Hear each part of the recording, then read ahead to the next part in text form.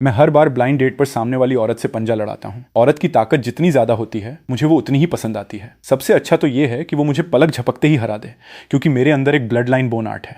मेरी आने वाली पीढ़ी जितनी ताकतवर होगी, मेरी ताकत में उतना ही ज्यादा इजाफा होगा। पर जब मैं पागलों की तरह एक ताकतवर पत्नी ढूंढ रहा था, तब मुझे अचानक पता चला कि ये एक कल्टीवेशन सियांक्सिया दुनिया है। आम इंसान ऐसी औलाद पैदा नहीं कर सकते जिसमें स्पिरिचुअल रूट हो। सिर्फ कल्टीवेशन परिवारों की औरतें ही ऐसा कर सकती हैं। मैं तुरंत एक्साइटेड हो गया। अगर मैं किसी कल्टीवेशन परिवार की औरत से शादी कर लूं और स्पिरिचुअल रूट वाली औलाद पैदा करूं, तो क्या मेरी ताकत भी आसमान नहीं छूने लगेगी? लेकिन हकीकत ने मेरे अरमानों पर पानी फेर दिया। कल्टीवेशन परिवार वाले मुझे घास तक नहीं डालते थे, क्योंकि मैं बिना स्पिरिचुअल रूट वाला एक आम इंसान था। मेरे दिल में असंतोष था। ऐसा क्यों है कि इमॉर्टल्स आसमान और जमीन पर घूम सकते हैं और लंबी उम्र जी सकते हैं, जबकि हम जैसे आम इंसान कुएं के मेंढक बनकर रह जाते हैं? जब मैं सोच रहा था कि स्पिरिचुअल रूट वाली औरत को पत्नी कैसे बनाऊं, तभी अचानक मेरे दिमाग में एक परफेक्ट प्लान आया। कुछ ही समय बाद किंग्यून सिटी में क्यूकन पेविलियन नाम की एक ज्वेलरी शॉप अचानक खुल गई। लेकिन अजीब बात यह थी कि मैं वहां सोने चांदी की ज्वेलरी बेचने की तैयारी नहीं कर रहा था, बल्कि मैंने भारी मात्रा में बेकार स्पिरिट स्टोन्स खरीद लिए थे। बटलर आंफू जमीन पर बिखरे उन टूटे हुए पत्थरों को दर्द से देख रहा था। चैन परिवार भले ही अमीर और ताकतवर था, पर वो छोटे मालिक की इस फिजूल खर्ची को बर्दाश्त नहीं कर सकता था। भले ही ये बेकार स्पिरिट स्टोन्स थे, पर इनमें भी काफी चांदी खर्च हुई थी। ये सोचकर वो आहें भरने से खुद को नहीं रोक पाया। अगर ऐसा ही चलता रहा तो एक दिन चैन परिवार छोटे मालिक के हाथों बर्बाद हो जाएगा। उसे नहीं पता था कि ये बेकार स्पिरिट स्टोन्स मेरे प्लान का सबसे अहम हिस्सा थे। आधा महीने बाद क्यूकन पेविलियन ऑफिशियली खुल गया, पर जब आफयू दोबारा दुकान में आया तो सामने का नजारा देखकर वो हैरान रह गया। शेल्फ पर रखी चीजें सोने चांदी की ज्वेलरी नहीं थी, फिर भी उनसे एक शानदार चमक निकल रही थी। दरअसल इस दुनिया की जेमस्टोन टेक्नोलॉजी बहुत पीछे थी और अभी तक सिर्फ गोल आकार में चमकाने तक ही सीमित थी। और टाइम ट्रेवल से पहले मैंने डायमंड्स बेचकर ही पैसा कमाया था। इसलिए मैंने अपने पिछले जन्म की कटिंग तकनीक का इस्तेमाल करके उन बेकार स्पिरिट स्टोन्स को हजारों पहलुओं फैसेट्स में काट दिया, जिससे एक ऐसी रोशनी निकल रही थी जो किसी का भी दिमाग हिला दे। जब एफयू अभी भी हैरानी में डूबा था, मेरी अगली बातों ने उसके चेहरे का रंग ही उड़ा दिया। इन गहनों की कीमत 100 तोला सोना है, एक पैसा कम नहीं। क्या 100 तोला सोने में तो पूरी दुकान खरीदी जा सकती है? इतना महंगा कौन खरीदेगा? लेकिन मेरे होठों पर एक हल्की मुस्कान थी। फिक्र मत करो, इस दुनिया में ऐसी कोई औरत नहीं है जो इस चमक को इग्नोर कर सके।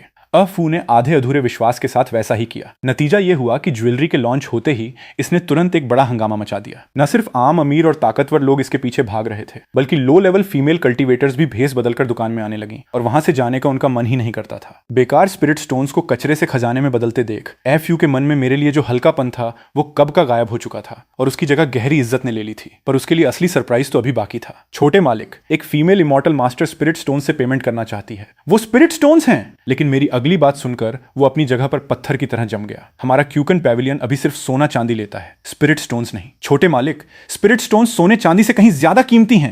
ये वो चीज है जिससे इमॉर्टल्स के साथ ट्रेड किया जा सकता है। पर मैंने उसे बीच में ही टोक दिया। हमारी चेन फैमिली आम लोगों की नजरों में अमीर हो सकती है, पर कल्टीवेटर्स के लिए हम सिर्फ कीड़े मकोड़ों की तरह हैं। अगर हमने खुलेआम स्पिरिट स्टोन्स इकट्ठे किए तो हम सिर्फ अपनी मौत को बुलावा देंगे। मैं खिड़की के पास गया और बाहर देखने लगा। बड़े पेड़ अक्सर तेज हवा का शिकार होते हैं। मैं अपनी शोहरत को फैलने से रोकने की पूरी कोशिश कर रहा हूं। मुझे एक सही मौके का इंतजार करना होगा, तभी मैं अपने प्लान का अगला हिस्सा शुरू कर पाऊंगा। लेकिन जैसा मैंने सोचा भी नहीं था, सिर्फ 3 महीने में क्यूकन पेविलियन का नाम लगभग पूरे क्विंग्यून सिटी में फैल गया। दौलत पानी की तरह चैन परिवार में बहने लगी, पर मेरे दिल में खतरे का एहसास दिन ब दिन गहरा होता जा रहा था। बिजनेस कुछ ज्यादा ही चल पड़ा है। अब इसको दबाकर रखना मुश्किल हो रहा है। जब मैं परेशानी में डूबा था, पूरे शहर में हंगामा मचाने वाली एक खबर ने मेरी पॉपुलैरिटी को दबा दिया, और जिस मौके का मैं बेसब्री से इंतजार कर रहा था वो आखिरकार आ गया। लिन मेंशन के मेन गेट के बाहर शाओ परिवार के तीसरे छोटे मालिक शाओहन घमंड के साथ अपने हाथ पीछे बांधे खड़े थे। उनके पीछे नौकर शादी के खुशी वाले स्टिकर लगे कुछ बक्से बाहर निकाल रहे थे। लिन परिवार की हेड लिन जैन ने यह सब देखा तो उनका चेहरा मुस्कान से भर गया। स्याओ भतीजे, ये थोड़ा अचानक हो गया। लेकिन शाओहन ने ठंडी हंसी हंसी। उसकी निगाहें पीछे खड़ी पीले पड़े चेहरे वाली लिन शिंग्युए पर गईं। अंकल लिन, जब हमारी सगाई हुई थी तब इसलिए हुई थी क्योंकि इसके पास मीडियम लेवल का स्पिरिचुअल रूट और कियाई कॉन्डेंसेशन के 7वें लेवल का कल्टीवेशन था, जो मेरे बराबर का था। पर अब क्या? ये सुनते ही तमाशा देख रही भीड़ में हंगामा मच गया। सुना है कि ये लिन चिंग्युए एक ब्लड क्लॉटिंग ग्रास ढूंढने के चक्कर में किसी सेकंड टीयर डेमोनिक बीस्ट का शिकार हो गई थी। हाँ बिल्कुल, भले ही उसकी जान बच गई, पर उसका डेंटियन पूरी तरह चूर चूर हो गया है। उसका सारा कल्टीवेशन बर्बाद हो चुका है। शाओहन ने एक कदम आगे बढ़ाया और शादी का एग्रीमेंट पेपर कैजुअली जमीन पर फेंक दिया। लिन किंग्युए, मुझे प्रैक्टिकली सोचने के लिए ब्लेम मत करना। कल्टीवेशन की दुनिया ऐसी ही होती है। भतीजे ने बिल्कुल ठीक कहा। ये इस लड़की की बदकिस्मती है जिसने भतीजे के फ्यूचर में रुकावट डाली। ये सगाई टूटनी ही चाहिए। कल्टीवेशन की दुनिया में ताकत की इज्जत की जाती है। शाओ परिवार के पूर्वज इस वक्त नैसेंट सोल स्टेज में ब्रेक थ्रू करने के लिए आइसोलेशन में थे। वो लिन जैन उनसे दुश्मनी मोल लेने की हिम्मत नहीं कर सकती थी। ये सुनकर लिन किंग्युए ने जोर से अपना होंठ काट लिया। शाओहन की बेइज्जती से ज्यादा फैमिली हेड का बेरहम बर्ताव उसके दिल को तोड़ रहा था। भीड़ में मौजूद सभी लोग अफसोस कर रहे थे, लेकिन सिर्फ मैंने अपने होठों पर एक हल्की मुस्कान बिखेर दी। लगता है अब प्लान का अगला हिस्सा शुरू करने का वक्त आ गया है। कुछ दिनों बाद मैं अपने साथ भारी तोहफे लेकर लिन परिवार के मेन गेट के अंदर दाखिल हुआ। मैं अच्छी तरह जानता था कि कल्टीवेशन परिवारों की नज़रों में उनकी फैमिली की औरतें सिर्फ प्रॉफिट कमाने का एक जरिया होती हैं, और एक आम इंसान होने के नाते इन ऊंचे दर्जे की औरतों से शादी करने का असली मकसद सिर्फ एक ही शब्द में छुपा था, फायदा। बस ये फायदा किसी कल्टीवेटर से शादी करने से ज्यादा होना चाहिए। और वैसे भी लिन किंगयुए का कल्टीवेशन पहले ही पूरी तरह तबाह हो चुका था। लिन परिवार के मीटिंग हॉल में आकर मैंने जेम्सटोन के बिजनेस को दहेज के रूप में पेश किया और लिन किंगयुए से शादी करने की इच्छा जताई। मुझे लगा था कि यह शादी आसानी से हो जाएगी, पर लिन परिवार का रिएक्शन देखकर मेरा दिल बैठ गया। आसपास से मजाक उड़ाते हुए हंसने की आवाजें आने लगीं। क्या तू पागल हो गया है? कुछ चमकाए हुए बेकार स्पिरिट स्टोन्स के बदले तू हमारी लिन परिवार की बेटी चाहता है? फैमिली हेड लिन जेन अपनी ऊंची कुर्सी पर बैठी थी। तुम जा सकते हो। कल्टीवेशन की दुनिया का दरवाजा तुम्हारी इन आम दुनिया की सस्ती चालाकियों से नहीं खुलता। यह सुनकर मेरा चेहरा उतर गया।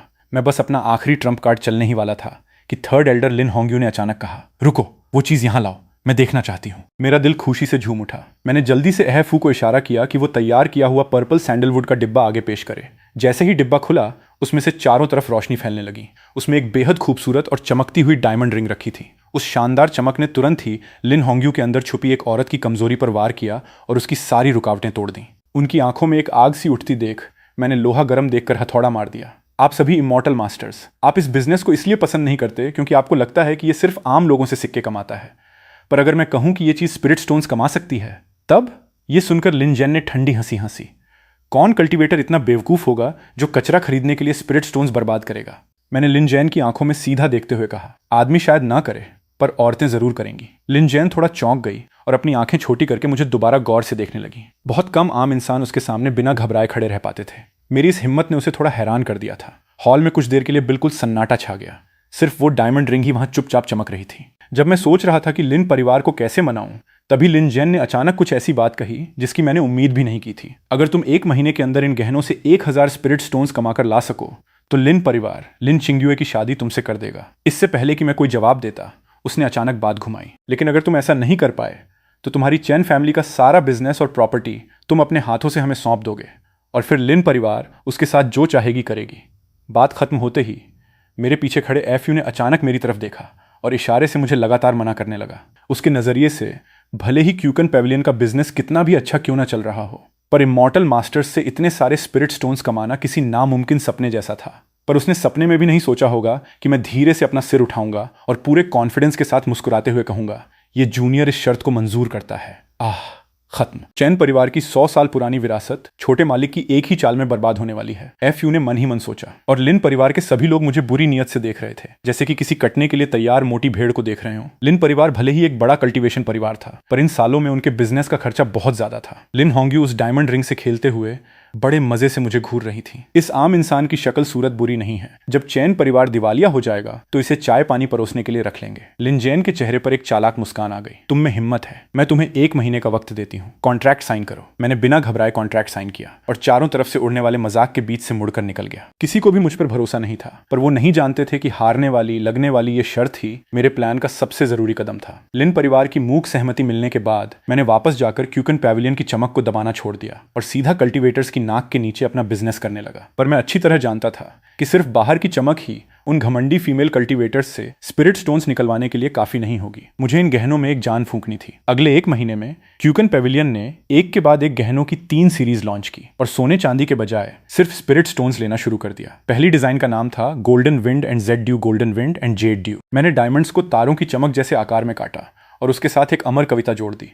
जब गोल्डन विंड और जेड ड्यू मिलते हैं तो वो इस दुनिया के अनगिनत मुलाकातों से बढ़कर होते हैं। ऊपर से देखने में मैं ज्वेलरी बेच रहा था, पर असल में मैं एक खूबसूरत और दर्द भरी लव स्टोरी बेच रहा था। वो जवान फीमेल कल्टीवेटर्स जो सालों से आइसोलेशन में थीं और जिनके दिलों में प्यार की नई कलियां खिल रही थीं, उन्होंने ऐसा पैंतरा कहाँ देखा था। वो पल भर में इस पर फिदा हो गईं। दूसरी डिजाइन का नाम था हिडन फ्रेग्रेंस हिडन फ्रेग्रेंस। इसमें प्लम ब्लॉसम कटिंग का इस्तेमाल किया गया था जो बिल्कुल क्रिस्टल क्लियर था। इसके साथ एक मशहूर पुरानी लाइन जोड़ी गई थी, साफ और उथले पानी पर तिरछी परछाइयां पड़ती हैं और चांदनी ढलते ही एक छिपी हुई महक तैरने लगती है। इस डिजाइन का मेन थीम ठंडी और अलग रहने वाली खूबसूरती था, जिसने उन हाई लेवल इमॉर्टल परियों का दिल जीत लिया जो खुद को बहुत पवित्र मानती थीं। और तीसरी यानी फिनाले डिजाइन थी चांजुआन चंजुआन। वो पूरा बड़ा डायमंड आसमान में पूरे चांद की तरह था। मैंने सबके सामने वो लाइन पढ़ी, काश हम सब लंबी उम्र पाएं ताकि हजारों मील दूर रहकर भी हम एक साथ इस चांद की खूबसूरती को बांट सकें। इस एक लाइन ने पूरे शहर में हंगामा मचा दिया।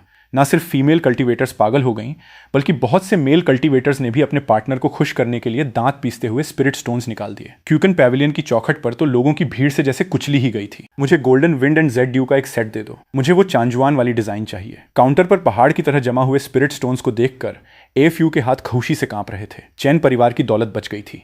1 महीने बाद मैं फिर से लिन परिवार के मीटिंग हॉल में पहुंचा और मेज पर 1000 स्पिरिट स्टोन्स पलट दिए।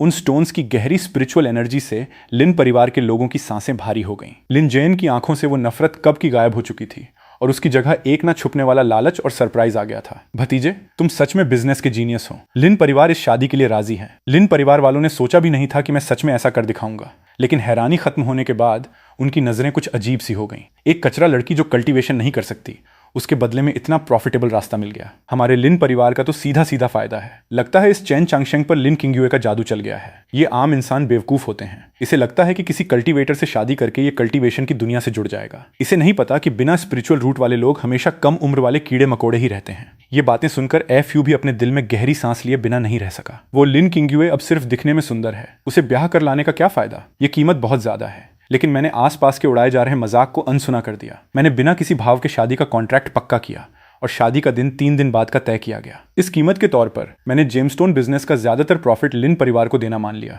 और आगे खुलने वाली नई ब्रांचों के मैनेजमेंट की जिम्मेदारी भी ले ली। लिन मेंशन से बाहर निकलते हुए मैंने मुड़कर उन लाल दरवाजों को गहरी नजर से देखा। भले ही डील पक्की हो गई थी, पर मेरे दिल में कोई खुशी नहीं थी, बल्कि एक हल्का सा दुख उभर आया। शुरू से लेकर आखिर तक लिन किंगयुए की किस्मत के इस सौदे में किसी एक ने भी उससे नहीं पूछा कि वो क्या चाहती है। वो तो बस एक सामान की तरह थी।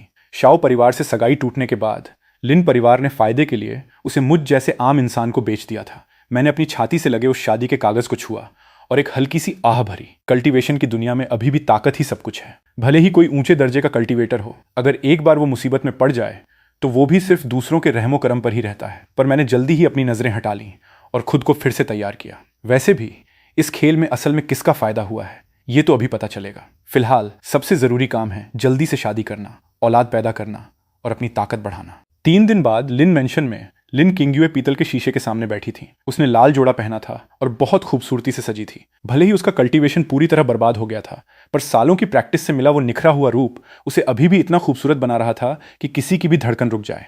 कोई भी आम औरत उसकी बराबरी नहीं कर सकती थी। उसे तैयार कर रही नौकरानी ने शीशे में देखकर हैरानी से कहा, आप कितनी खूबसूरत लग रही हैं। कोई ताज्जुब नहीं कि वो चैन चंगशेंग अपनी सारी दौलत लुटाकर भी आपसे शादी करना चाहता है। बस अफसोस इस बात का है कि आपको एक आम व्यापारी से शादी करनी पड़ रही है। ये फालतू की बातें सुनकर लिन किंगयुए का चेहरा बेजान था और उसकी आंखें खाली थीं। ऐसा नहीं था कि उसने मरने के बारे में नहीं सोचा था, पर कल रात ही फैमिली हेड लिन जैन ने उसे धमकी दी थी कि अगर उसने मरने की कोशिश की तो उसके परिवार की ब्रांच को हमेशा के लिए लिन परिवार से निकाल दिया जाएगा। अपने भाई बहनों के लिए उसे अपनी किस्मत माननी ही पड़ी। इस दौरान उसने दुनिया का बदलता हुआ रंग देख लिया था। उसके पिछले मंगेतर की बेइज्जती और परिवार के बेरहम बर्ताव ने उसके दिल को पहले ही छलनी कर दिया था। रही बात उस चैन चांगशेंग की जिससे वो कभी नहीं मिली थी, उसने आम दुनिया के बहुत से बिगड़ैल अमीरजादे देखे थे जो मोटे, बेवकूफ़ और लड़कियों के पीछे भागने वाले होते थे।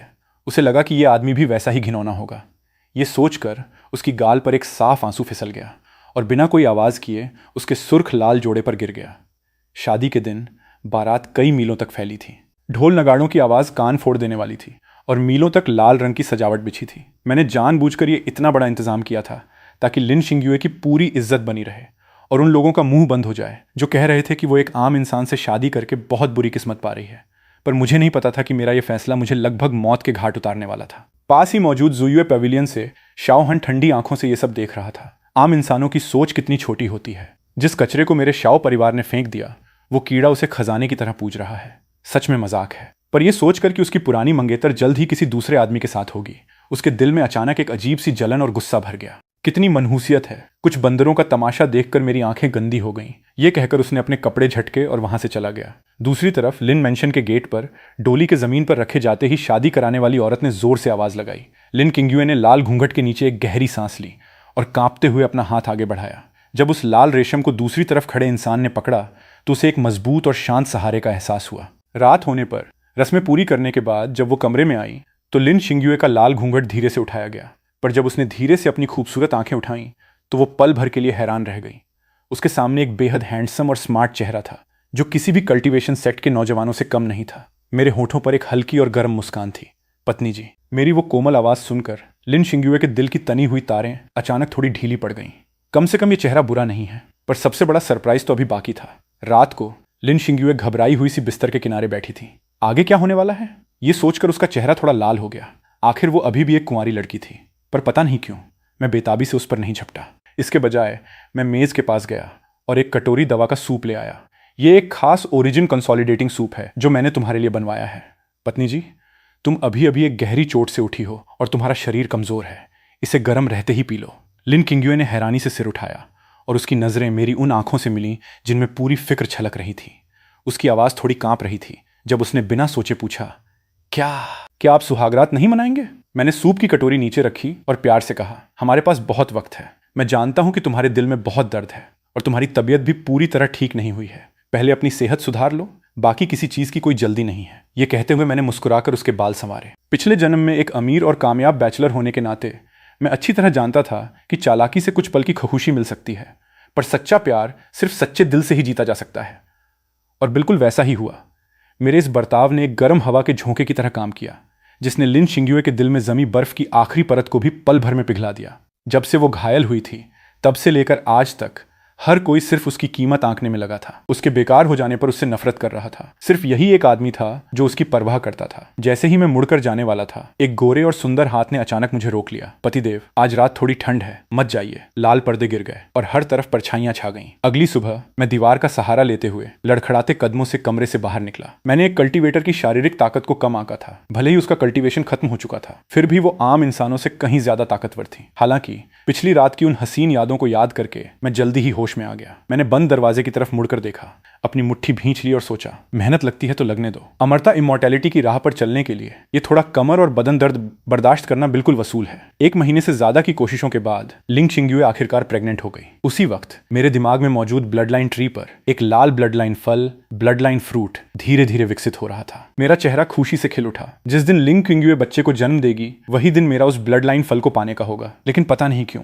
जैसे जैसे पेट बड़ा होता गया, उस छोटे बच्चे को जितने न्यूट्रिशन की जरूरत थी वो बढ़ती गई। यहां तक कि एक पूर्व कल्टीवेटर लिन शिंग्युए को भी इसमें थकावट महसूस होने लगी। मैं परेशानी में इधर उधर घूमने लगा। समझ नहीं आ रहा था कि क्या समस्या है, लेकिन लिन शिंग्युए बिल्कुल भी परेशान नहीं थी। पतिदेव, ये इस बात का संकेत है कि बच्चे के पास स्पिरिचुअल रूट है। परिवार में जब भी किसी स्पिरिचुअल रूट वाले बच्चे का जन्म होता है तो माए को स्पिरिचुअल एनर्जी के रिवर्स फीड होने का दर्द सहना पड़ता है। लेकिन ये एक बहुत बड़ी खुशखबरी भी है। ये सुनते ही मेरी अटकी हुई सांसें अचानक बेहद खुशी में बदल गईं। स्पिरिचुअल रूट होने का मतलब ना सिर्फ ये था कि वो कल्टीवेशन के रास्ते पर चल सकता है, बल्कि इसका मतलब ये भी था कि ब्लड लाइन फल की क्वालिटी मेरी सोच से कहीं ज्यादा बेहतर होगी। उसके बाद के दिनों में मैंने महंगे दाम देकर स्पिरिचुअल हर्ब्स और कीमती दवाइयां जमा करने में कोई कसर नहीं छोड़ी। मैं लिन शिंग्युए का पहले से भी ज्यादा ध्यान रखने लगा। वो मुझे अपने आसपास आगे पीछे काम में लगा देखकर उसकी आंखों में प्यार छलक उठता था। भले ही वो अब एक आम औरत बन चुकी थी, लेकिन वो पहले से कहीं ज्यादा खुश थी। दिन बीतते गए और देखते ही देखते लिन शिंग्युए के बच्चा पैदा होने का वक्त करीब आ गया। लेकिन एक बहुत बड़ा खतरा भी चुपचाप करीब आ रहा था। शाओ परिवार के अंदरूनी आंगन में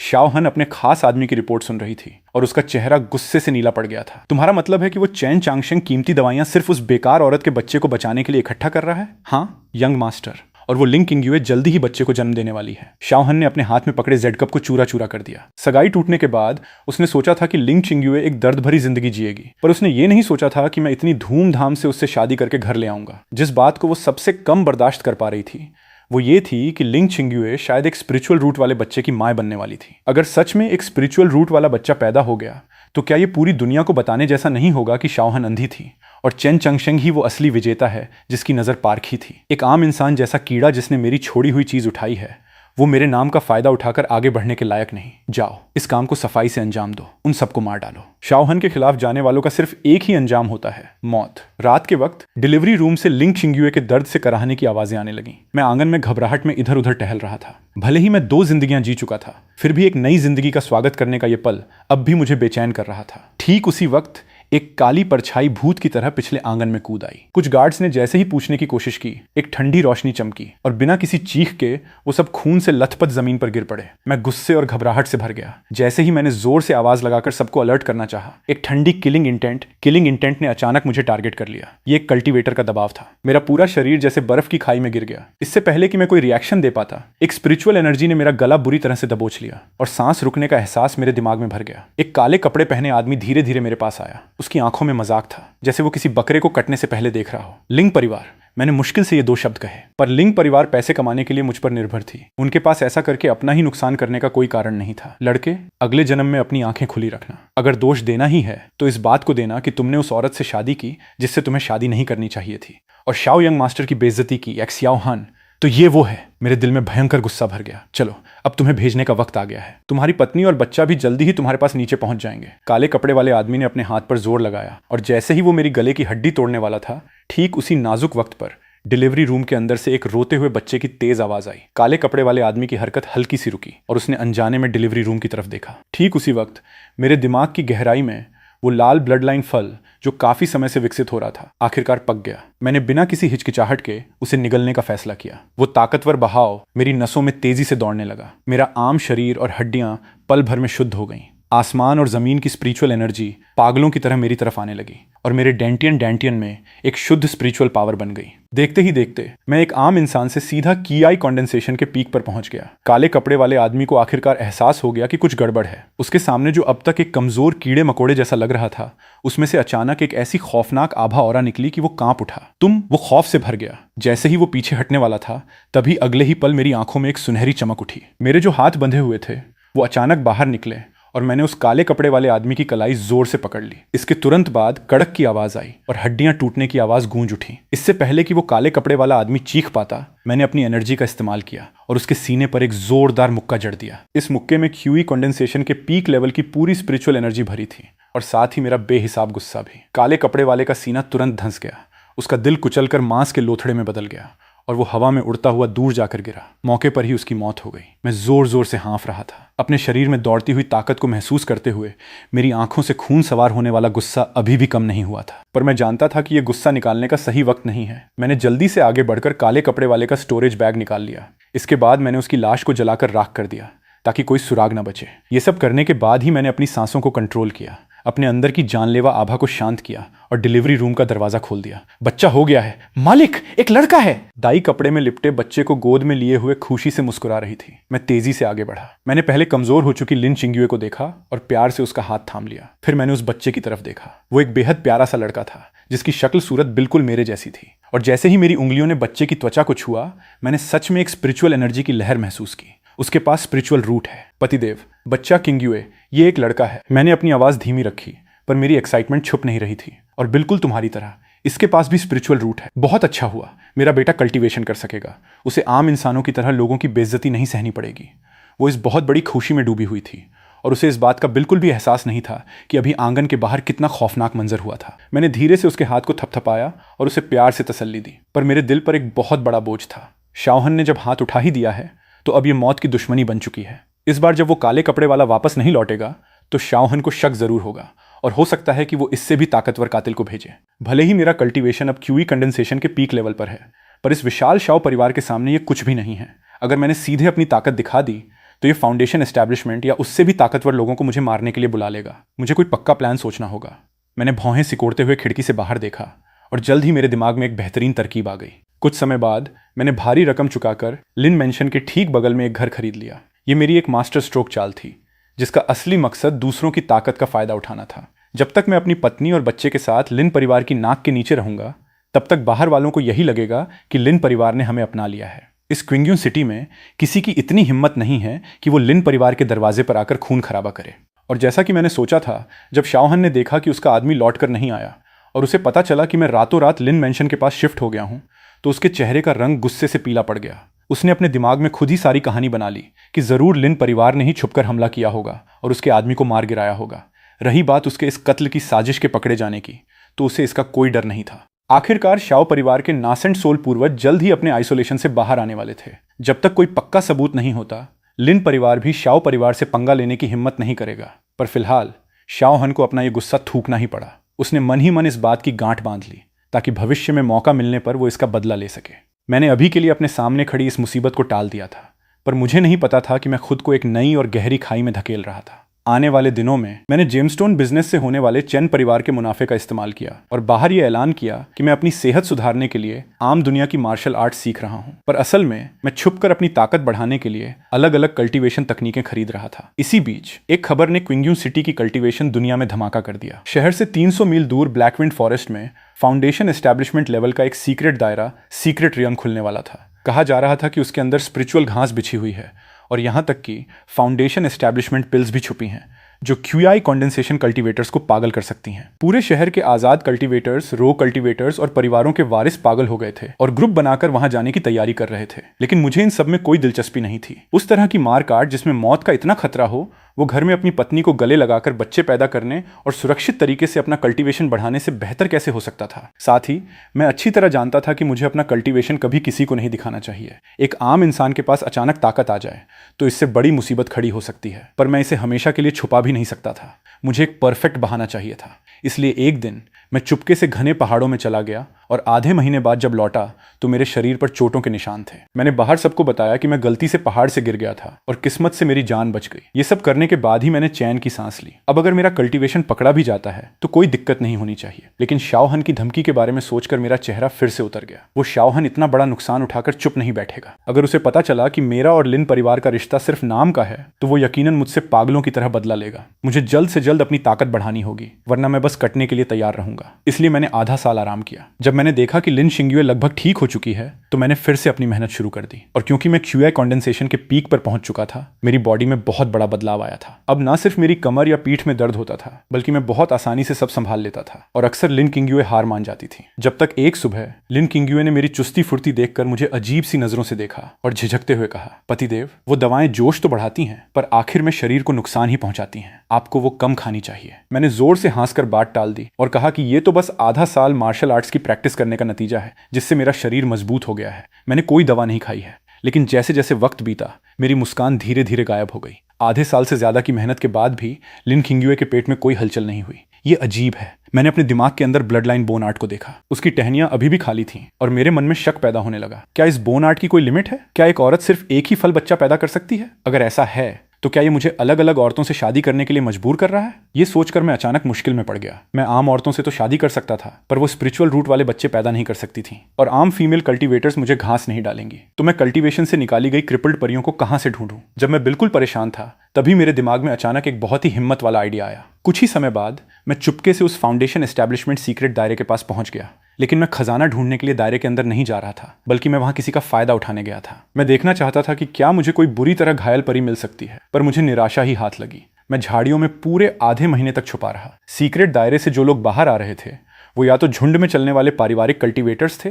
या फिर खूंखार चेहरों वाले गठीले आदमी। इससे भी खौफनाक बात यह थी कि दायरे के बाहर पहले से ही लुटेरे रॉबर कल्टीवेटर्स घात लगाए बैठे थे जो लोगों को मारकर खजाना लूटने के लिए तैयार थे। मैंने अपनी आंखों से देखा कि कैसे एक अकेला कल्टीवेटर जैसे ही बाहर निकला उसे तीरों से छलनी कर दिया गया और उसका स्टोरेज बैग लूट लिया गया। ये कल्टीवेशन की दुनिया सच में एक अंधेरा जंगल है। मैंने मन ही मन आह भरी, पर मैं डरा नहीं। वहां छुपे हुए ज्यादातर लुटेरे क्यूई कंडेंसेशन की मिडिल स्टेज पर थे। उनके पास दायरे में जबरदस्ती घुसने की ताकत नहीं थी, इसलिए वो सिर्फ दूसरों का शिकार कर रहे थे। वो मेरे लिए कोई खतरा नहीं थे। मैं अगले आधे महीने तक फिर से घात लगाए बैठा रहा, पर मेरे हाथ कुछ नहीं लगा।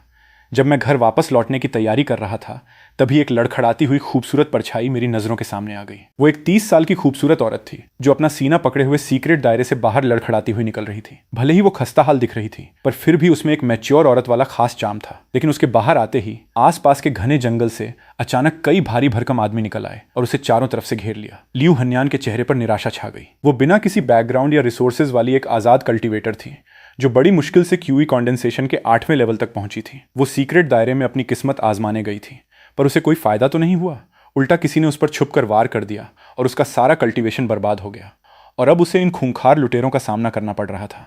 क्या उसे आज सच में यहीं मरना होगा? उसने अपने हाथ में पकड़ी टूटी हुई तलवार को कसकर पकड़ा और उसकी आंखों में एक पक्का इरादा झलक उठा। उस वक्त मैं अंधेरे में छुपा हुआ था। खूबसूरत लियू हन्यान को देखकर मेरी आंखें चमक उठी। आखिरकार मुझे एक मुसीबत में फंसी परी मिल ही गई। दूसरे लोग तुम्हारे खजाने के भूखे होंगे, पर मैं चेन चंगशेंग ऐसा नहीं हूं। जब वो आदमी हमला करने ही वाले थे, मैंने अपनी सांस रोकी और चुपचाप टर्टल ब्रीदिंग टेक्निक इस्तेमाल की। जब मेरी स्पिरिचुअल एनर्जी बिल्कुल छुप गई, तब मैंने जानबूझकर एक सूखी टहनी तोड़ दी। कौन है वो आदमी? तुरंत चौकन्ने हो गए और एक साथ घूमे। पर जब उन्होंने मुझे घबराया हुआ देखा तो उनके तने हुए दिमाग शांत हो गए। ये तो बस एक आम इंसान है जो यहां से गुजर रहा है। इन सुनसान जंगलों में इसे तेरी बदकिस्मती ही कहेंगे। अब जब तूने वो देख लिया है जो तुझे नहीं देखना चाहिए था, तो तू यहां से जिंदा नहीं जाएगा। पर इससे पहले कि उसकी बात पूरी होती, अचानक एक ठंडी रोशनी चमकी और पल भर में उसके सीने के आर पार हो गई। मेरे चेहरे से घबराहट बिल्कुल गायब हो चुकी थी। मैंने ठंडे दिमाग से जादू करने वाले अपने हाथ को वापस खींच लिया। उस लीडर की आंखें फटी की फटी रह गईं। मरने से ठीक पहले उसे समझ आ गया था कि मैं कोई आम इंसान नहीं हूं। बाकी तीनों लोग गुस्से से पागल हो गए। कमीने, तू तो भेष बदलकर शिकार कर रहा था। ये साला बहुत चालाक है। सब एक साथ हमला करो। उन्हें लगा कि मैंने छुपकर हमला इसलिए किया क्योंकि मेरा कल्टीवेशन लेवल कम होगा। तीनों ने अपनी पूरी स्पिरिचुअल एनर्जी लगा दी और अपने मैजिक हथियारों को चमकाते हुए मुझे कुचलने की कोशिश की। बकवास, मैंने ठंडी आवाज में कहा। मैंने क्यूई कंडेंसेशन के पीक की अपनी पूरी ताकत बिना किसी रोक टोक के बाहर निकाल दी। मैं बिजली की तेजी से आगे बढ़ा और सिर्फ एक मुक्के से निकली खौफनाक स्पिरिचुअल एनर्जी ने उनके हमले को चकनाचूर कर दिया। कुछ भारी आवाजों के बाद लड़ाई पल भर में खत्म हो गई। वो तीनों लुटेरे जमीन पर गिर पड़े और उनकी सांसें रुक गईं। उनकी आंखों में अभी भी हैरानी और उलझन थी। जब ये पहले से ही किया कंडेंसेशन के पीक लेवल का इतना बड़ा मास्टर है जो सीक्रेट दायरे में भी तबाही मचा सकता है, तो फिर ये हमारी तरह झाड़ियों में क्यों छुपा था? ये इंसान इतना नीच कैसे हो सकता है? मैं भी थोड़ा हैरान था।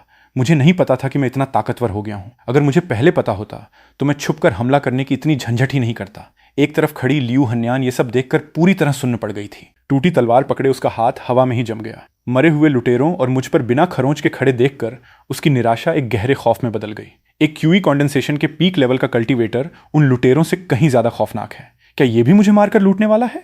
ये सोचकर लियू हन्यान ने एक फीकी सी हंसी हंसी। जैसे ही वो खुद को मारने के लिए तलवार उठाने वाली थी, उसने अचानक मेरे चेहरे पर एक गर्म मुस्कान देखी। घबराइए मत मोहतरमा, मैं उन नीच लोगों में से नहीं हूं जो मुसीबत का फायदा उठाते हैं, और मुझे आपकी किसी भी दौलत का कोई लालच नहीं है। लेकिन मैंने मन ही मन जोड़ा, मुझे तो बस तुम्हारे स्पिरिचुअल रूट की चाहत है। ये सुनकर लियू हन्यान के दिल का बोझ थोड़ा हल्का हो गया। अब जाकर उसे मेरा चेहरा साफ दिखाई दिया। तीखी भौहें, चमकती आंखें और एक सच्चा इंसान। ये सच में कोई बुरा आदमी नहीं लगता। इस भारी उतार चढ़ाव के बाद उसका थका हुआ शरीर अब और साथ नहीं दे सका। उसकी आंखों के सामने अंधेरा छा गया और वो बेहोश होकर नीचे गिर पड़ी।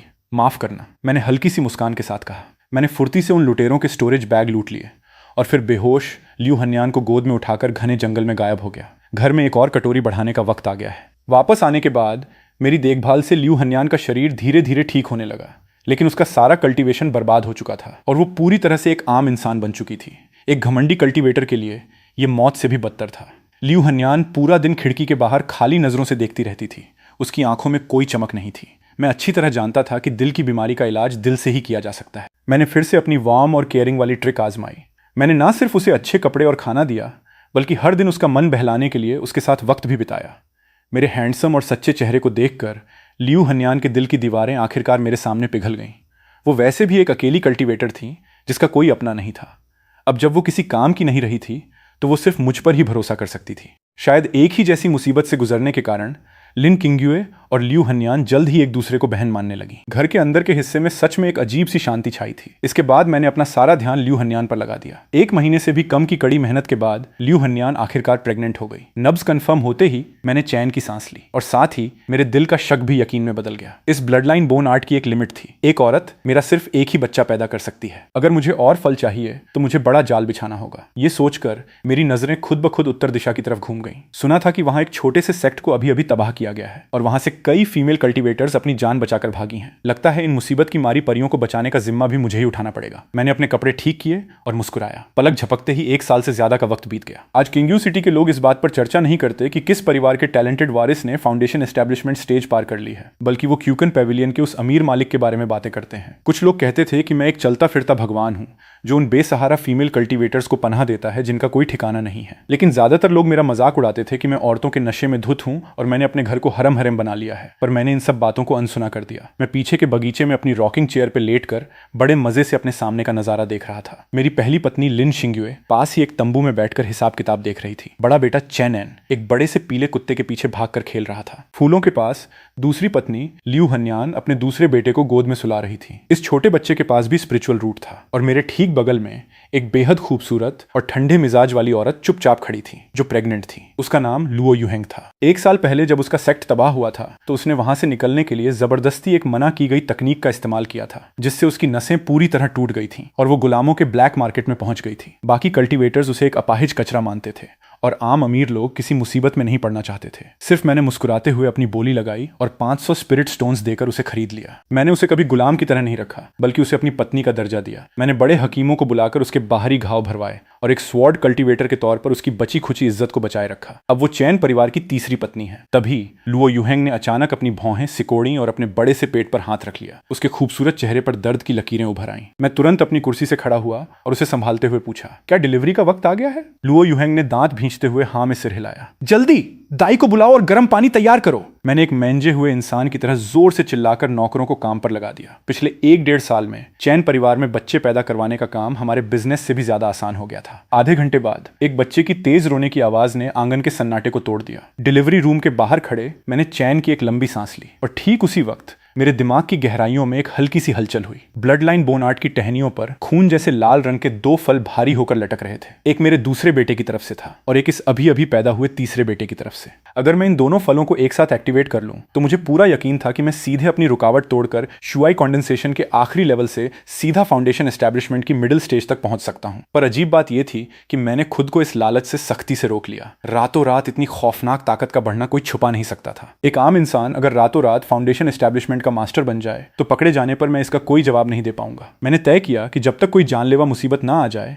मैं इसे एक्टिवेट नहीं करूंगा। यह मेरा सबसे बड़ा ट्रम्प कार्ड था। पर मैंने सपने में भी नहीं सोचा था कि जिस मुसीबत का मुझे डर था वो इतनी जल्दी और इतनी खौफनाक शक्ल में मेरे सामने आ खड़ी होगी। कुछ दिनों बाद लिन परिवार के लोग आ गए। पता नहीं उन्हें कहां से भनक लग गई थी कि मेरे बड़े बेटे के पास स्पिरिचुअल रूट है। फैमिली हेड लिन जैन खुद वहां आई थी ताकि वो बच्चे को वापस परिवार में ले जाके उसकी अच्छी ट्रेनिंग कर सके। ये तो मैंने पहले ही सोच रखा था, पर मेरी उम्मीद से परे। जैसे ही लिन जैन ने मेरे आंगन में कदम रखा उसने तुरंत भांप लिया कि मेरे बाकी दोनों बच्चों के पास भी स्पिरिचुअल रूट है। लिन जैन की सांसें अचानक भारी हो गईं और उसकी आंखों में एक अजीब सी चमक आ गई। अगर एक बच्चे के पास स्पिरिचुअल रूट हो तो इसे इत्तेफाक माना जा सकता है, पर अलग अलग माओं से लगातार पैदा हुए 3 बच्चों का स्पिरिचुअल रूट के साथ पैदा होना कोई मामूली बात नहीं थी। इस बात की असली वजह सिर्फ और सिर्फ उनके पिता में ही हो सकती थी। ये सोचते ही लिन जैन अचानक मेरे सामने आई और बिना कुछ कहे उसने मेरी कलाई जोर से पकड़ ली। उसने अपनी स्पिरिचुअल एनर्जी जबरदस्ती मेरे शरीर में घुसा दी। मैं अंदर से हिल गया। अब इसे छुपाने का कोई मौका नहीं बचा था। की कंडेंसेशन, तुम्हारे पास कल्टीवेशन है? मैं जान गया था कि अब मैं कुछ नहीं छुपा सकता। इसलिए मैंने अपनी वो पहले से रटी रटाई कहानी सुना दी कि जब मैं पहाड़ से गिरा था तो मेरे साथ कुछ चमत्कारी हुआ था और वापस आने पर मुझे पता चला कि मेरे पास कल्टीवेशन है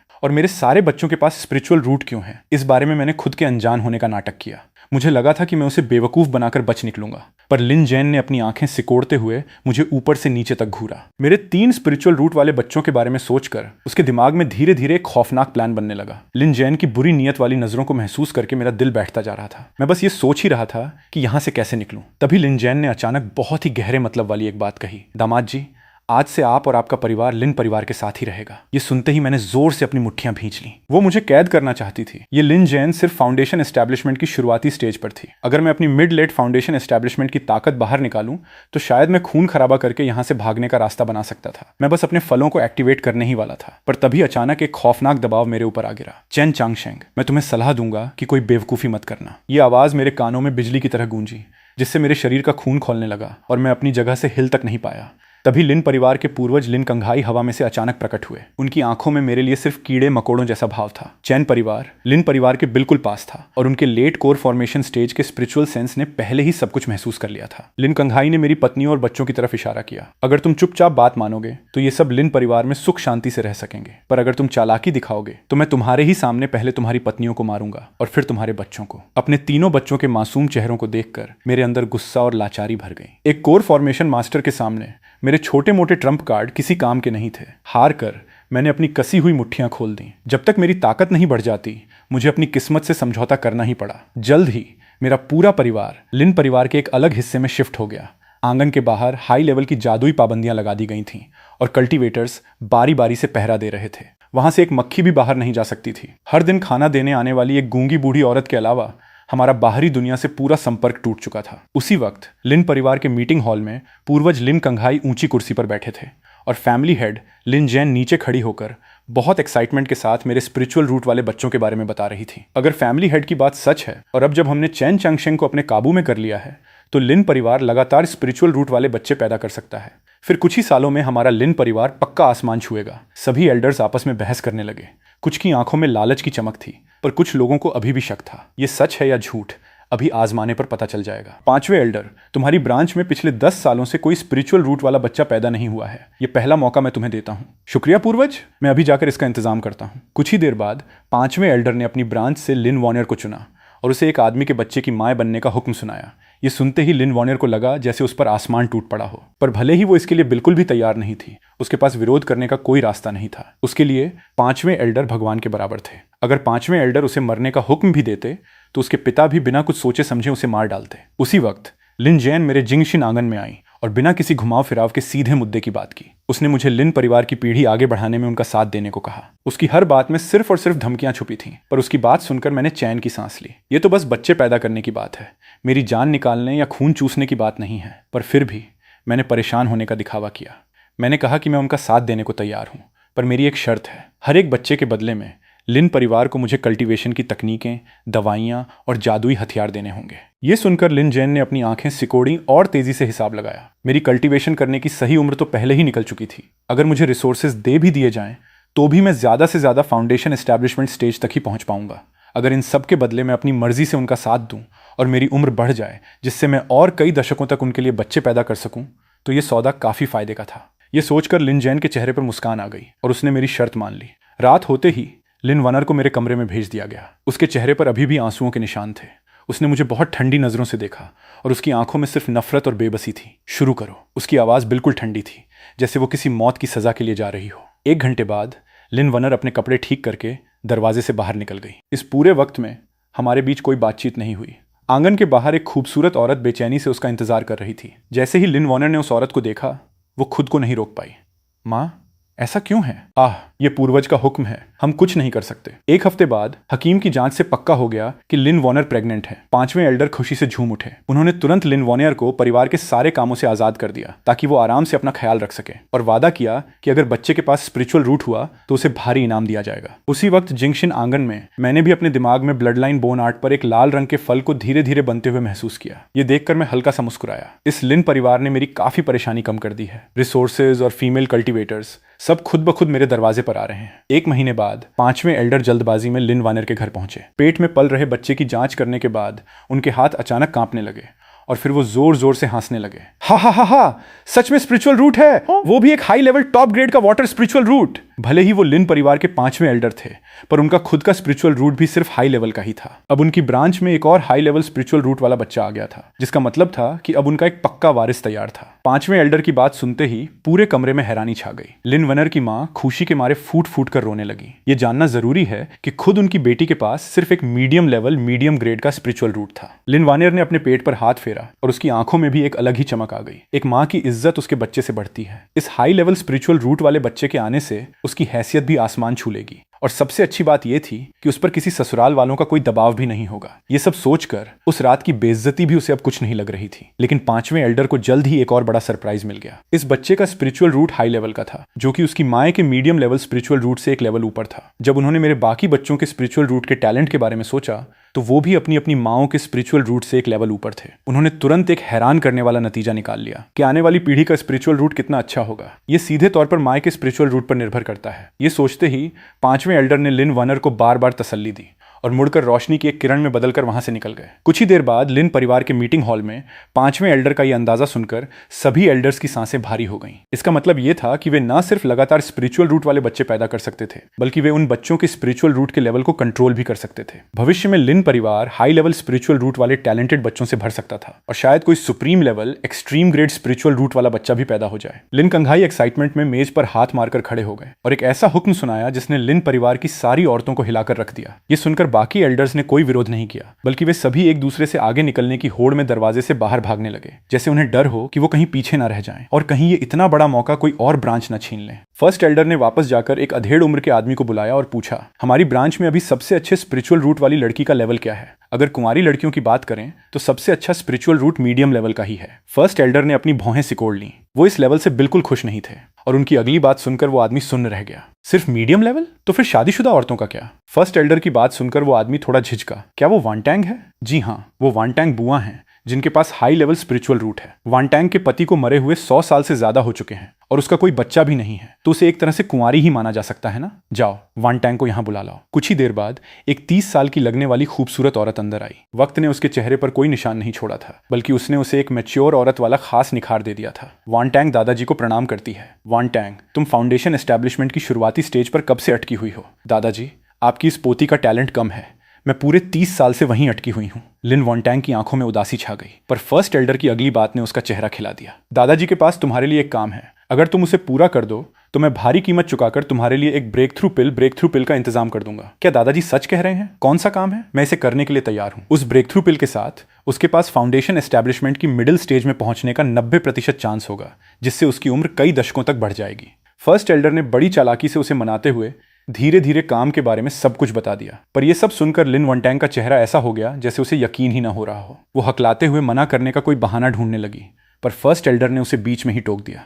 वांटैंग, दादाजी ये सब परिवार के भले के लिए ही कर रहे हैं, और वैसे भी तुम 200 साल से ज्यादा की हो चुकी हो, पर तुम्हारा कोई बच्चा नहीं है। क्या तुम अपनी पीढ़ी को आगे बढ़ाना नहीं चाहती? अगर तुमने किसी सुप्रीम लेवल स्पिरिचुअल रूट वाले बच्चे को जन्म दिया तो वो बच्चा आगे चलकर हमारी इस ब्रांच का सबसे बड़ा सहारा बनेगा। आधे घंटे बाद लिन वांटैंग आखिरकार मान गई। ब्रेक थ्रू पिल के लालच के अलावा वो खुद भी बहुत पहले से एक बच्चा चाहती थी, लेकिन फाउंडेशन एस्टैब्लिशमेंट स्टेज पर पहुंचने के बाद पति होने के बावजूद भी बच्चा पैदा करना इतना आसान नहीं होता। अगर वो आदमी सच में उसे एक बच्चा दे सकता था तो उसे कोई पछतावा नहीं होगा। 1 महीने से ज्यादा का वक्त बीत चुका था।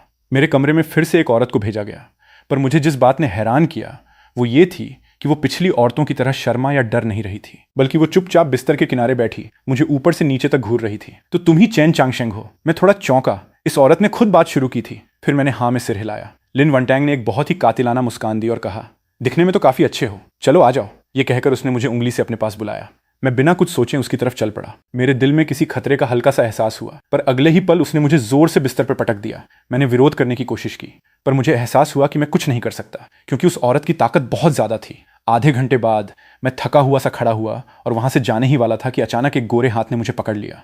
लिन वांटैंग अभी भी संतुष्ट नहीं हुई थी और नशीली आंखों से मुझे देख रही थी। इतनी जल्दी मत जाओ, थोड़ी देर और मेरे साथ रुको। एक पूरे दिन और रात के बाद मैं दीवार का सहारा लेते हुए कांपते पैरों के साथ कमरे से बाहर निकला।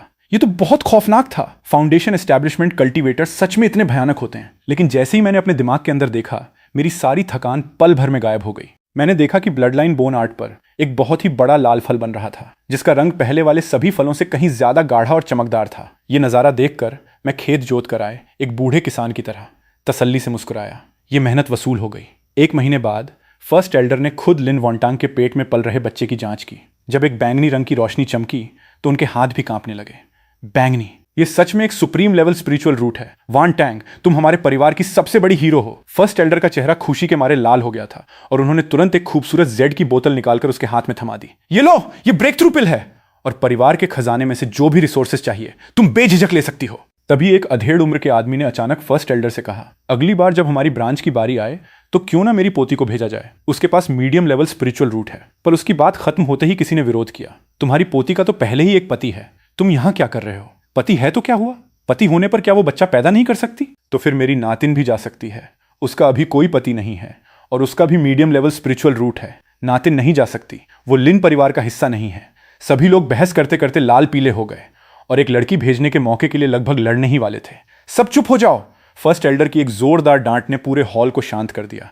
पर तभी अचानक एक ऐसी आवाज आई जिसकी किसी ने उम्मीद नहीं की थी। दादाजी, मुझे ही जाने दीजिए, क्या पता मैं एक और सुप्रीम लेवल स्पिरिचुअल रूट वाला बच्चा पैदा कर दूं। लिन वांटैंग ने अपने पेट पर हाथ फेरते हुए कहा। इस मौके का स्वाद चखने के बाद वो इस पूरे मौके पर अपना कब्जा जमाना चाहती थी। फर्स्ट एल्डर ने कुछ देर सोचा, अपनी नजरें सभी लोगों पर घुमाई और आखिरकार हाँ में सिर हिला दिया। ठीक है, तो फिर ये मेहनत तुम ही करो। अगर तुम परिवार को एक और टैलेंटेड वारिस दे सको तो दादाजी तुम्हें बहुत भारी इनाम देंगे। सभी लोग मन ही मन नाखुश थे, लेकिन उन्होंने अपना मुंह बंद ही रखा। क्या कर सकते थे? उनकी ब्रांच में सिर्फ लिन वांटैंग का स्पिरिचुअल रूट ही सबसे अच्छा था। कुछ ही समय बाद थर्ड एल्डर लिन होंग्यू आइसोलेशन से बाहर आई। मेरे जबरदस्ती लिन मेंशन में लाए जाने से ठीक पहले वो ब्रेक थ्रू के लिए आइसोलेशन में गई थी। अब जब वो कामयाबी से कोर फॉर्मेशन स्टेज में पहुंच गई थी तो उनका मूड काफी अच्छा था। पर अपनी खास नौकरानी से मेरे बारे में सारी बातें सुनने के बाद लिन होंग्यू पल भर में गुस्से से पागल हो गई। ये क्या बकवास है? हमारे लिन परिवार की औरतें कितनी इज्जतदार हैं, उन्हें उस चेन चांगशेंग के पास बर्बाद होने के लिए कैसे भेजा जा सकता है। पर नौकरानी की अगली बात ने उन्हें तुरंत हैरान कर दिया। मालकिन, फैमिली हेड ने मुझे आपको यह बताने के लिए भी कहा है कि लिन वॉन्टैंग के पेट में एक सुप्रीम लेवल स्पिरिचुअल रूट वाला बच्चा है। तुमने क्या कहा? Supreme level spiritual root? तुम पक्का कह रही हो कि तुमने कुछ गलत नहीं सुना? ये बिल्कुल सच है। फर्स्ट एल्डर ने तो उसे ब्रेक थ्रू पिल भी इनाम में दे दी है। ये सुनकर लिन होंग्यू अब शांत नहीं बैठ सकी। उनकी ब्रांच का हमेशा से फर्स्ट एल्डर की ब्रांच के साथ कड़ा कंपटीशन रहा था। अब जब वहां एक सुप्रीम लेवल स्पिरिचुअल रूट पैदा हो रहा था तो क्या कुछ 100 सालों बाद उनकी ब्रांच को कुचल नहीं दिया जाएगा? लिन होंग्यू ने तुरंत अपनी खास नौकरानी से पूछा, हमारी ब्रांच में इस वक्त सबसे अच्छे स्पिरिचुअल रूट टैलेंट वाली औरत कौन है? नौकरानी ने लिन होंग्यू को देखा और फिर अपना सिर हिलाते हुए कहा, ये दासी नहीं जानती। असल में नौकरानी को पता था, पर उसकी कहने की हिम्मत नहीं हो रही थी। जाओ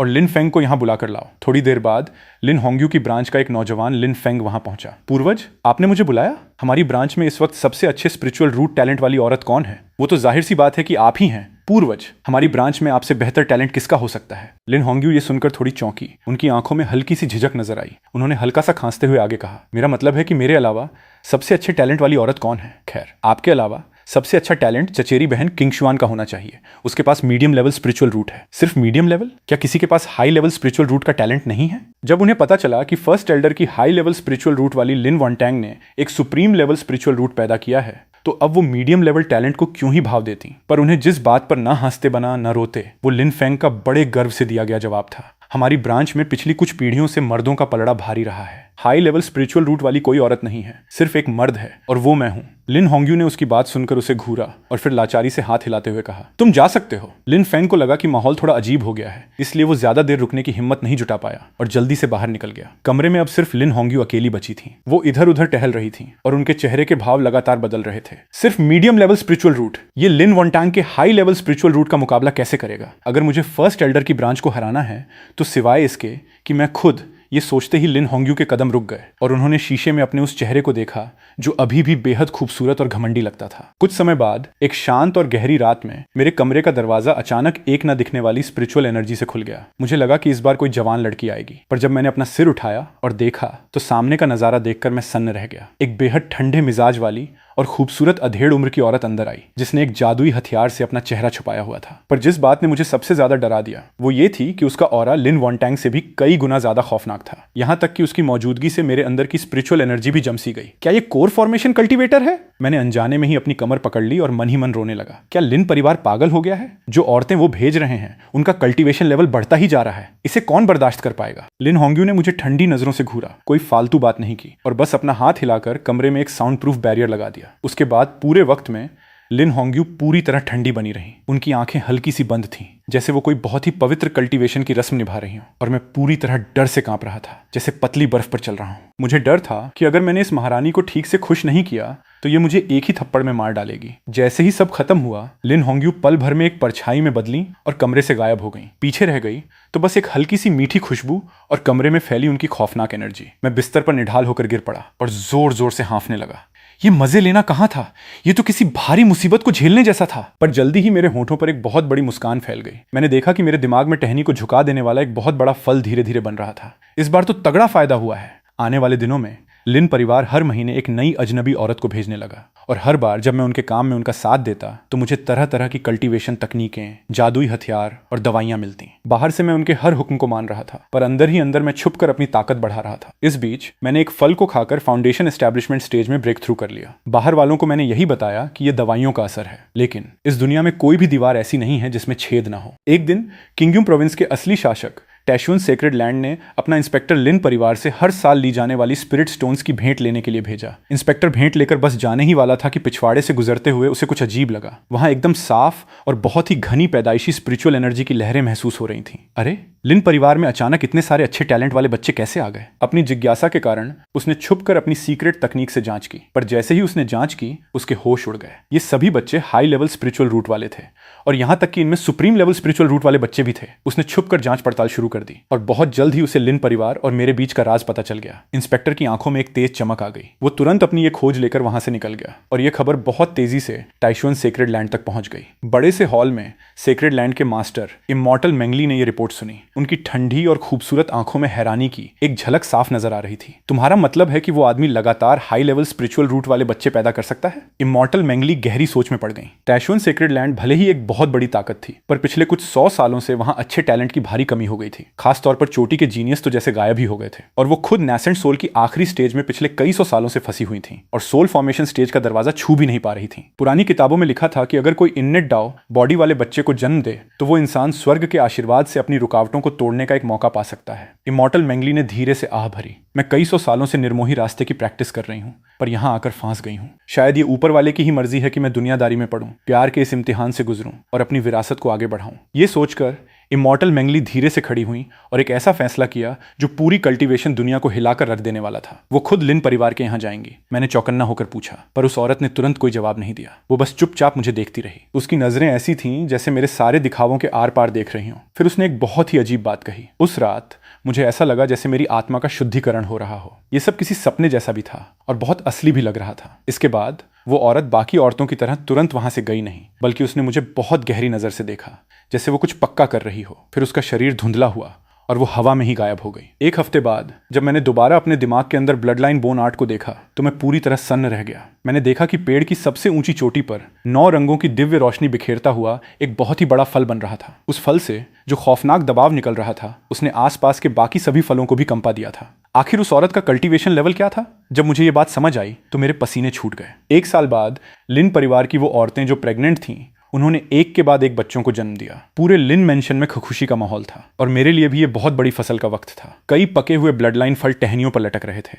और वो 9 रंगों की रोशनी वाला फल भी किसी भी वक्त पक सकता था। मेरे अंदाजे से अगर मैं इन सभी पके हुए फलों को अभी खा लूं तो मैं सीधे कोर फॉर्मेशन की आखिरी स्टेज तक पहुंच सकता हूं। तब लिन परिवार के पूर्वज भी मुझे हल्के में लेने की हिम्मत नहीं करेंगे। ये सोचकर मैंने खिड़की के बाहर देखा और खुद से धीरे से कहा, आखिरकार मैं इस पिंजरे से आजाद होने वाला हूं। पर ठीक उसी वक्त जब मैं खुद को फल खाने के लिए तैयार कर रहा था, अचानक एक खौफनाक मुसीबत आ खड़ी हुई। उसी वक्त शाओ परिवार के सीक्रेट इलाके फॉरबिडन ग्राउंड में एक जानलेवा आभा आसमान की तरफ उठी। शाओ परिवार के पूर्वज ने कामयाबी के साथ नासेंट सोल की शुरुआती स्टेज में ब्रेक थ्रू कर लिया था और वो आइसोलेशन से बाहर आ गए थे। शाओहन मुझे बर्बाद करने और अपना बदला लेने की बात कभी नहीं भूला था, पर उसे इस बात से बहुत गुस्सा आ रहा था कि इस दौरान लिन परिवार ने मुझे पूरी तरह अपनी सुरक्षा में ले लिया था और बाहरी दुनिया से मेरा संपर्क काट दिया था, जिससे वो मुझ पर हाथ नहीं डाल पा रहा था। हारकर उसने बस लिन परिवार पर कड़ी नजर रखने के लिए अपने आदमी भेज दिए, पर किसे पता था कि उसे अचानक लिन परिवार में कुछ अजीब होता हुआ नजर आएगा। एक के बाद एक बेहतरीन स्पिरिचुअल रूट वाले कई बच्चे पैदा हो रहे थे। उसे अंदर ही अंदर शक हुआ कि इसका मुझसे कोई लेना देना है, इसलिए उसने अपना यह शक अपने पूर्वज शाओ शुहे को बता दिया। किंगयून सिटी की 2 सबसे बड़ी ताकतों के तौर पर शाओ परिवार और लिन परिवार बाहर से तो दोस्ती का दिखावा करते थे,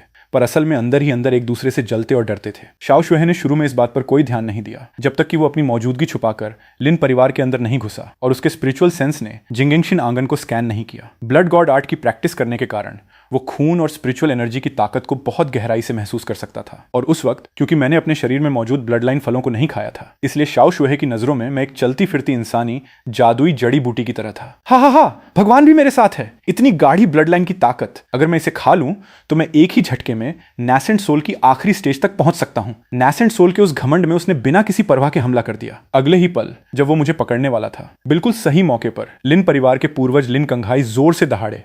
किसकी इतनी हिम्मत जो मेरे लिन परिवार में घुसे। उन्होंने कोर फॉर्मेशन की आखिरी स्टेज की अपनी पूरी ताकत लगाकर उसे रोकने की कोशिश की, लेकिन शाओ शुहे ने बस अपना हाथ हवा में हिलाया और लिन कंघाई हवा में उड़ते हुए दूर जा गिरे। किसी को नहीं पता था कि वो जिंदा हैं या मर गए। सब खत्म हो गया। शाओ शुहे पहले ही नासेंट सोल स्टेज में पहुंच चुका है। लिन जेन और बाकी लोगों के चेहरे का रंग उड़ गया। वो खौफ और निराशा से उस बड़े से हाथ को नीचे गिरते हुए देख रहे थे। जिंदगी और मौत के इस पल में मैंने और कुछ नहीं छुपाया। मैंने बस अपने दिमाग में सोचा और पल भर में सभी पके हुए फलों को एक्टिवेट कर दिया। एक खौफनाक एनर्जी मेरे शरीर के अंदर ऐसे फट पड़ी जैसे कोई उफनती हुई नदी बह रही हो। कोर फॉर्मेशन की शुरुआती स्टेज, मिडिल स्टेज, आखिरी स्टेज का पीक लेवल और ब्रेक थ्रू। मैं जोर से दहाड़ा और मैंने अपना एक हाथ बाहर की तरफ मारा और उस खूनी हाथ को कुछ पलों के लिए जबरदस्ती रोक दिया। अरे, तुमने अपना कल्टीवेशन छुपा कर रखा था? तुम तो कोर फॉर्मेशन के पीक लेवल पे हो। ये थोड़ा दिलचस्प है, पर नैसेंट सोल के सामने कोर फॉर्मेशन वाले सभी सिर्फ कीड़े मकोड़े ही होते हैं। उसने खूंखार हंसी हंसते हुए अपना असली जादुई हथियार 10,000 souls blood banner 10,000 souls blood banner निकाला।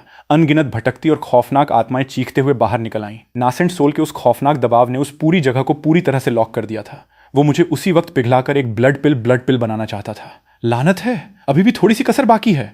मैं बड़ी मुश्किल से खुद को टिकाए हुए था, लेकिन कोर फॉर्मेशन और नासेंट सोल के बीच का फासला बहुत बड़ा था। मेरे शरीर का खून और एनर्जी बेकाबू होकर दौड़ने लगी थी और मेरा होश धीरे धीरे धुंधला पड़ रहा था। क्या मैं सच में हारने वाला हूं? मुझे बिल्कुल भी हार मंजूर नहीं थी। बिल्कुल आखिरी मौके पर दूर तैशुअन सेक्रेड लैंड की गहराइयों से अचानक एक बच्चे के रोने की आवाज गूंजी। आसमान और जमीन का रंग पल भर में बदल गया और पूरब से 30,000 मील तक एक बैंगनी रंग की रोशनी पर्पल छी फैल गई। उसी वक्त मेरे दिमाग में बहुत लंबे समय से शांत पड़ा वो 9 रंगों की रोशनी वाला फल आखिरकार पककर गिर गया।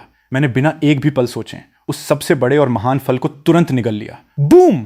सारे नियमों से परे एक अजीब सी ताकत मेरे शरीर में जाग उठी। मेरा कल्टीवेशन बांस को चीरती हुई तलवार की तरह आगे बढ़ा और पल भर में नासेंट सोल की दीवार को तोड़ दिया। वो अंधाधुंध रफ्तार से बढ़ने लगा। Nascent soul early stage, middle stage, late stage, nascent soul peak level. ये कैसी ताकत है? नहीं, ये नामुमकिन है। तुम आखिर कौन हो? शाओ शुए जोर से चीखा। वो तुरंत पीछे मुड़ा और खून की एक रोशनी में बदलकर भागने की कोशिश करने लगा, लेकिन अब बहुत देर हो चुकी थी। मैंने धीरे से अपनी आंखें खोली। मेरी आंखों में एक दिव्य चमक थी, जैसे कोई भगवान ऊपर से कीड़े मकोड़ों को देख रहा हो। मैंने अपना हाथ उठाया और धीरे से एक उंगली उसकी तरफ कर दी। शाओ शुहे की खौफनाक और बेबस चीख के बीच उसका नैसेंट सोल शरीर और वो ब्लड बैनर हथियार मेरी उस एक उंगली के वार से सीधा कुचलकर राख में बदल गए।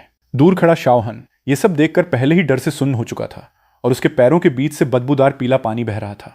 जैसे ही उसने रेंग कर भागने की कोशिश की, मैंने बस हाथ हिलाकर एक स्वॉर्ड एनर्जी स्वॉर्ड छुई छोड़ी, जिसने उसे काटकर राख में मिला दिया। हर तरफ मौत का सन्नाटा छा गया। लिन परिवार के लोग डर के मारे जमीन पर गिरे पड़े थे। आसमान में खड़े उस इंसान को देखकर जो किसी देवता या शैतान जैसा लग रहा था, वो खौफ से कांप रहे थे। कौन सोच सकता था कि जिस आदमी को वो लोग एक पालतू जानवर की तरह कैद करके रखे थे, वो असल में दुनिया का सबसे महान और ताकतवर मास्टर था। मैंने धीरे से सांस छोड़ी और अपने शरीर में उफनती हुई ताकत को महसूस किया। क्या ताकतवर होने का एहसास ऐसा ही होता है? ये सच में नशा चढ़ाने वाला है। तभी आसमान के किनारे से अचानक हजारों रंग बिरंगी किरणें फूट पड़ी और दिव्य संगीत गूंजने लगा। इमॉर्टल मैंगली हवा में कदम रखते हुए वहां उतरी।